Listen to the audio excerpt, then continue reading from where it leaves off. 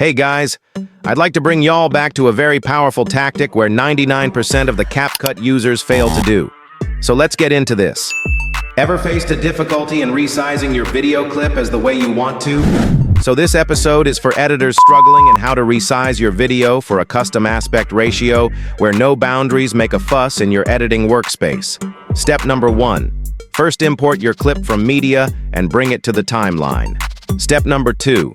Select the chosen clip and dive into the Tools panel and click on Crop Aspect Ratio. Step number 3.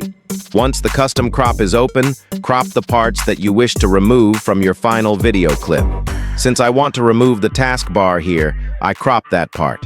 Once you've finished resizing, make sure that you trim and remove all the unnecessary parts of the video clip to look more engaging. As the final step, export the project by selecting 1080p, 60 frames per second to give a smooth view. Voila, your video is ready now. If you enjoyed this video and hope to see more exciting videos in my channel like this, give a thumbs up and don't forget to press that subscribe button and hit the bell icon that you don't miss any of my videos. Catch y'all in another cool episode like this. Until then, stay tuned.